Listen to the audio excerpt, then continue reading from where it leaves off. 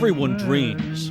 Be an astronaut, go to college, get a job, have a family, buy a house, travel, have adventures, be free to roam, age with grace and independence. Some think that people put away their dreams when they have disabilities or as they grow old. But do they? Dreams awaken us, make our lives worthwhile. You're going to hear 3 stories about dreams gone awry, but put back together again with help from the Advocacy Center. The dreams changed, but the dreams live on. My brother was severely brain damaged as a 3-year-old as a result of very high fever, which caused and measles concurrently, and went from being a very bright child who was advancing quickly, developmentally appropriate at 3, to someone who resembles more than any other condition that I could describe. He's more like an autistic adult. He does not speak, and he was subject to severe seizures. Sonny is the son who was in Pinecrest.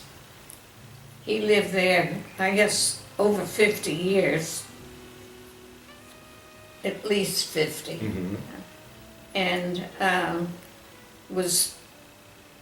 at first it was not so good, but it got better, and towards the end of its time there, he was living in a group home setting on the grounds and was very happy.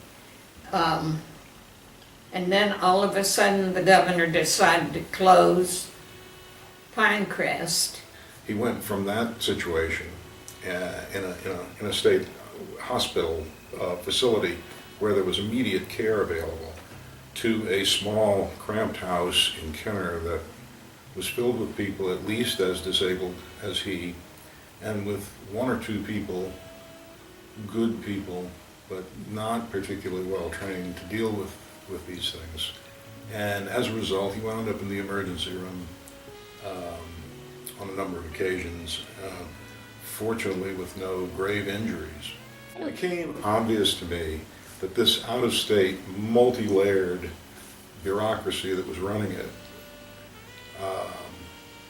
was incompetent and was permitted by the state to continue to operate this way over time, as they were stuffing inadequate facilities with people that they were running out of well-managed state facilities for ideological reasons, as far as I can see.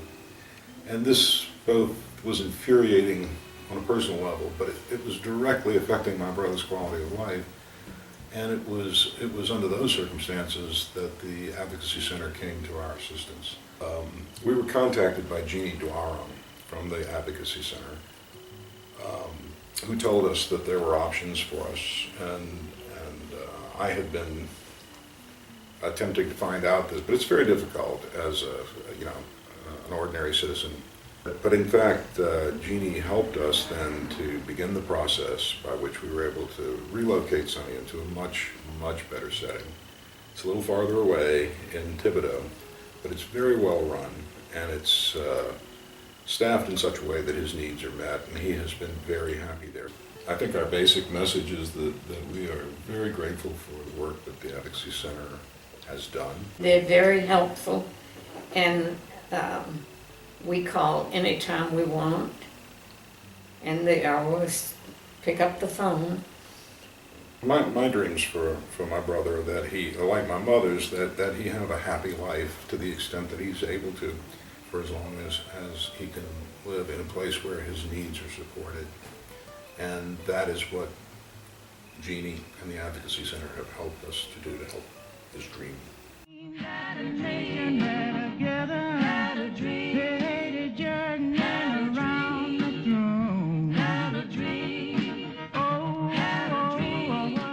Well, when my wife had the aneurysm in 1989, she went to the King House in year 2008.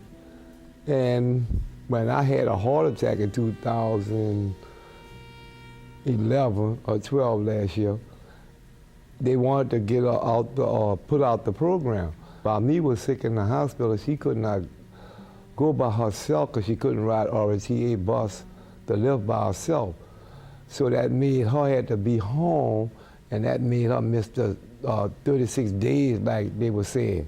It just took sick, and I don't understand. But the husband takes sick, taking care of the wife, and she couldn't go. It really don't make sense them to do that like that. But by the Advocacy Center helped me so good, it kept me going and kept my wife going to the thing.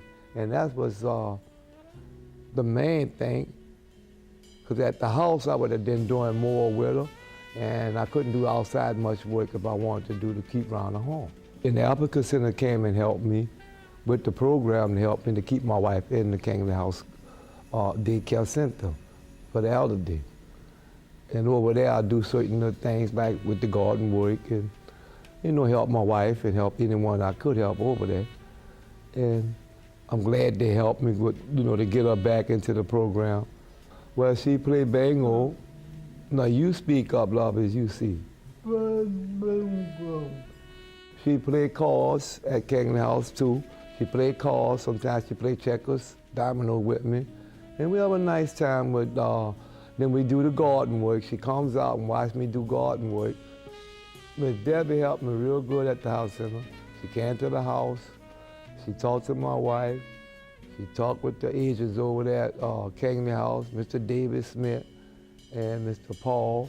She talked with them to get everything right. And she keeps up with us to find out how is everything coming. And I let her know everything coming fine. And I'm glad my dreams came true. I feel better with my heart, feel better, and my doctor give me the medicine, I take the medicine, and I feel real better. I can help with my wife to keep going.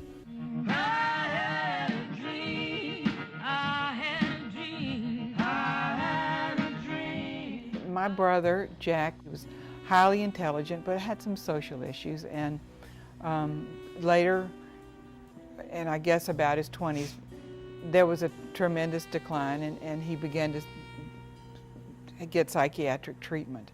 One time we lost Jack for like 10 years. The problems became even greater, and he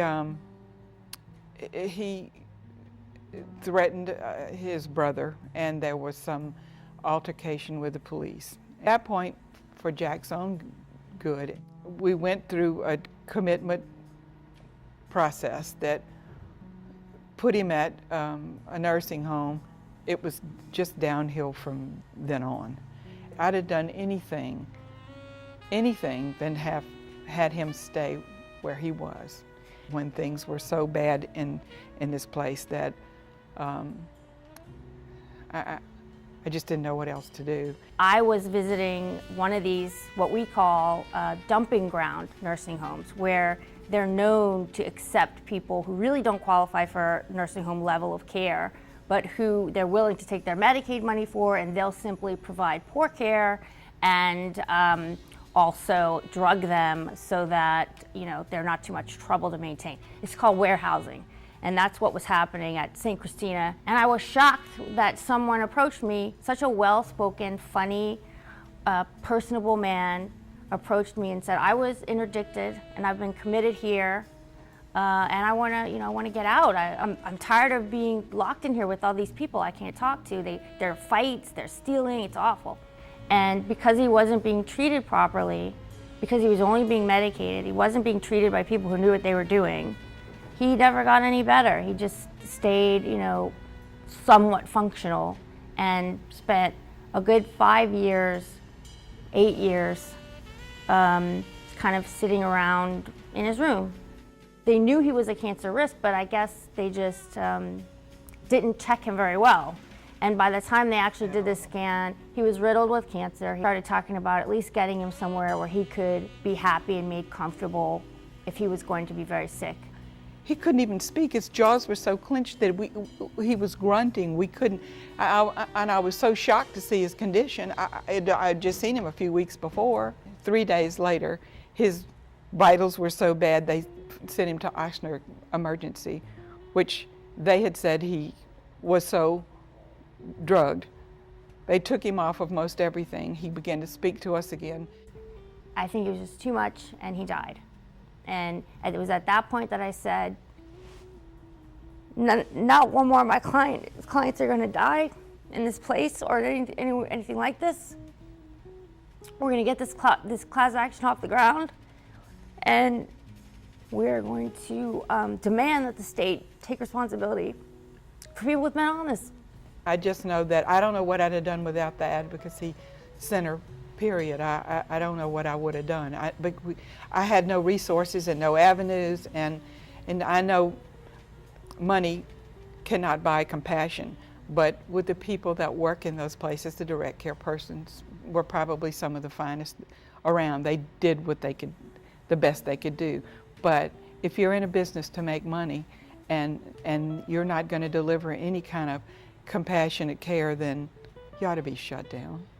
You have heard 3 remarkable stories of people whose dreams may seem simple or mundane, but the dreams are theirs and their families. Join the Advocacy Center and help us make sure that the dreams of people with disabilities and seniors continue to awaken what is best in all of us. Oh!